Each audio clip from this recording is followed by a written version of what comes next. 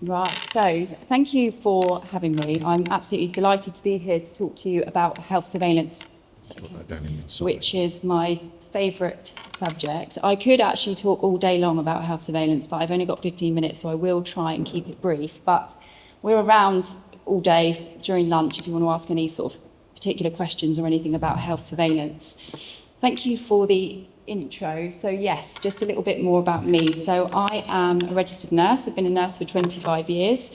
I've got some extra qualifications, if you like, in occupational health nursing. So I've got an NEBOSH qualification and an occupational health specialist diploma. So I'm a specialist practitioner in occupational health nursing. I've been working in the industry for about 19 years, so hopefully best placed to give you some advice on relevant health surveillance that we should be putting in place for your employees. At Medigold, we work across a variety of different organisations, obviously big enterprises, small companies, and we do a lot of work with construction. I've been at Medigold for around 10 years. I'm the clinical lead for health surveillance, so that means that I'm responsible for developing statutory and risk-based screening and health surveillance schedules throughout the UK, so helping you and other businesses to meet their legal requirements and compliance in line with the HSE regs. I'm also a part-time farmer, so if you wanted to ask me about alpacas or pigs, then I can give you some advice about that as well, but not a very good one. Right, so what is health surveillance? So health surveillance is a scheme of repeated health checks used to identify ill health caused by work, and that's the definition provided by the HSE. Now, when we talk about workplace ill health, obviously we have a duty to our employees that we're not causing them any problems, any illnesses. And we start thinking, particularly in construction, about occupational lung diseases or occupational skin diseases. Noise-induced hearing loss is the hot topic from the HSE at the moment. Hand-arm vibration, you've probably heard of HAVS. Carpal tunnel, work-related carpal tunnel syndrome. So we're talking about those types of illnesses, monitoring regular ongoing checks to make sure that people are not showing any signs of illness at work. There is a legal and statutory requirement to carry out health surveillance to help address the potential health risks in the workplace. So it helps us to protect those workers by detecting early signs of work-related illnesses, and that we can implement measures to stop them from getting any worse, to stop them from becoming chronic illnesses. Health surveillance should only be carried out on people who are exposed to risks. So what we can't be doing is everyone. We mustn't be blanket. There shouldn't be a blanket approach to health surveillance. We need to be identifying the relevant risks, identifying perhaps those job roles or job families that are exposed to the risks so that we can put the right health surveillance in place. Health surveillance helps us to test our control measures. So even if we've got the best control measures in the world, exhaust ventilation, we might have the best PPE, there's always going to be a residual risk. And health surveillance will help us to check our controls. Are our controls working? Have we got people who are still being made unwell by work? Hopefully not. What we want is a positive outcome, obviously, from health surveillance, but we need to be identifying people who are at risk. Some people will have underlying medical conditions as well that predispose them to additional health conditions at work, and we really need to be identifying those people so that we can help to protect them at work. Health surveillance also helps us to provide feedback to you about the actions that you might need to take to prevent further harm. So we might be saying, do you know what, you need to review your practices, your risk assessments, your PPE that you've got in place. We've noticed that there's multiple employees who are showing contact dermatitis, for example. It can help us identify trends, patterns or problems so that we can put those early interventions in place. I think that when we carry out the medicals, they're on a one-to-one basis with a nurse, a doctor or a technician. And we're in a privileged position, if you like. We get that one-on-one with the employee, and quite often they will, tell us perhaps about some health concerns at work that they might not be comfortable with reporting to their manager. So it helps the workers to raise concerns about how their work is affecting their health. And it gives us that opportunity, that one-on-one opportunity to support your training and education that you've done with your employees. We might talk to them about PPE or hearing preservation. We might, tell them that once you've lost your hearing, you're never going to get it back. And sometimes that can spur them on to, they've got a duty of care to protect themselves in the workplace as well. Try and change that page. So, as we said, health surveillance there's a legal requirement to put health surveillance in place, and in some of the legislation it will tell us the frequency, what we need to be doing, and it will be based on workplace exposure levels or action levels, and your air monitoring or your noise surveys or your vibration analysis may tell you whether or not you need to put those health surveillance steps in place.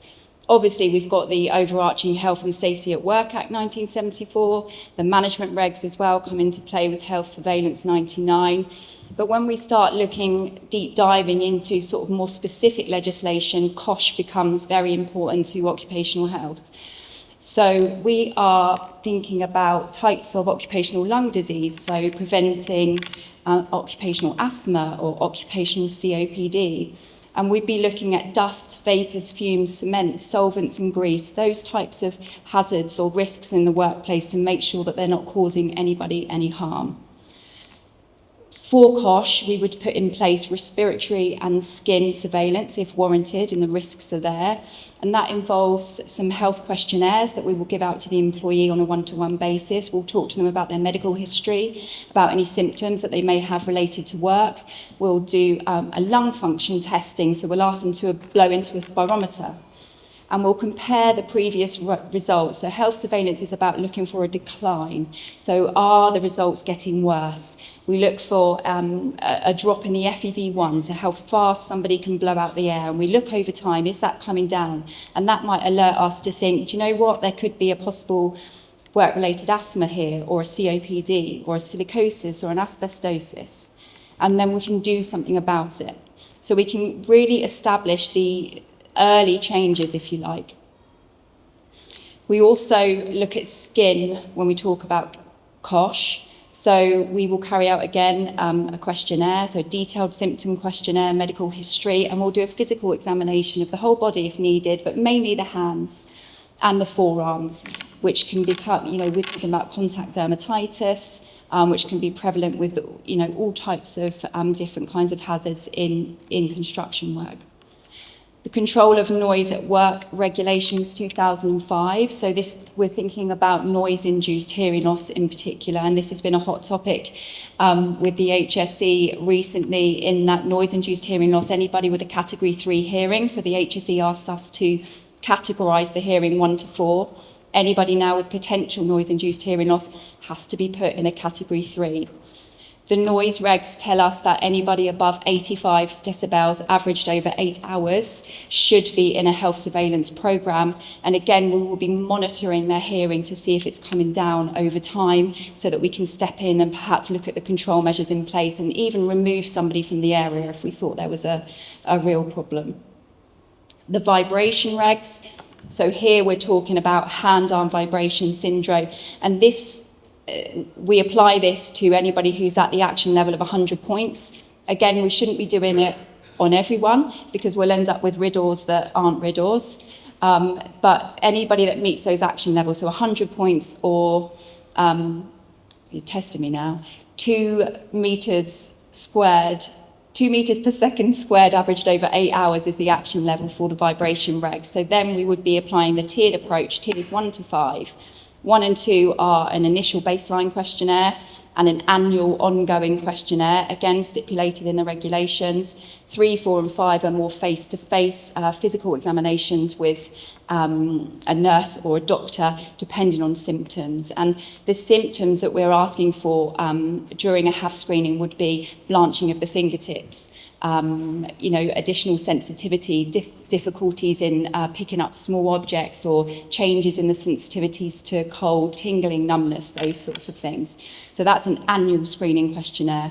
There is also further medical surveillance, which has its own legislation. So asbestos, lead, compressed air, ionising radiation, those medicals need to be carried out by an appointed doctor by the HSE. So at Medigold, we have lots of appointed doctors who have specialist training in these areas. The records of health surveillance have to be kept for 40 years. So we, as an occupational health provider, will keep the clinical records. You need to keep the records of health surveillance. So if you ever had a visit or an inspection, that would be your evidence that you've had health surveillance in place. So typically in construction, it will involve a tailored programme based on the identified risks. Probably you have in place fitness for work medicals, so we can't confuse health surveillance with fitness for work medicals such as working at height, for example, or safety critical medicals that are often required for people to go on site.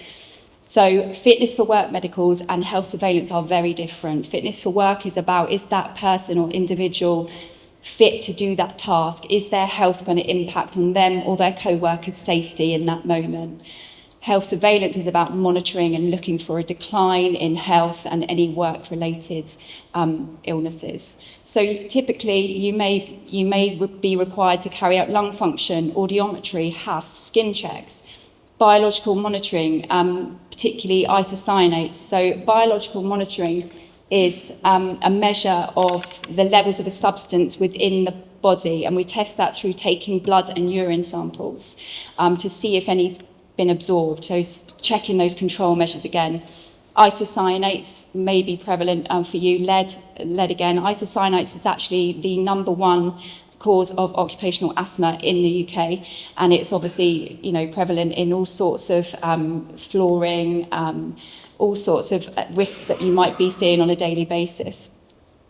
Silicosis, so in regards to cutting stone, cement, those types of things, there may be an element of silica. And silica surveillance involves routine chest x-rays, and that again is medical surveillance led by a doctor. So the frequency of medicals is often set within the legislation. It's also dependent on the risk. So if it's a particularly high risk, then we might up the surveillance. And the outcomes. So if we were seeing an individual who was perhaps showing some, identified symptoms associated with work, we might ask you to increase the level of surveillance so that we can monitor them more closely. Baseline and exit medicals are really, really important. And in my experience in occupational health, these always get forgotten. So when somebody starts their employment with you and when they leave is when we should be carrying out these medicals. And then you know the snapshot of their health when they were working for you.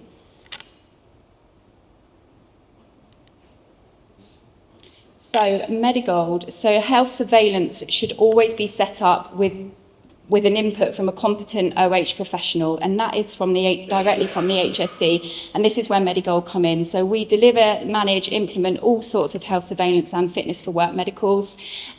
We have a huge network of technicians who can come to you to carry out those medicals. They go through rigorous training. We have backup from nurses, doctors, if we need to escalate any cases. We also have a clinic delivery team who can carry out the specific medical surveillance as well if required. So we can help you to meet those statutory responsibilities and ensure your compliance, analyse health data and note trends, and advise on any potential escalations, onwards reportings, riddles and next steps. And that's it. So that was a whistle-stop health surveillance talk. I'm sorry it's been brief, but yeah, if anybody wanted to chat further about it, please do get in touch.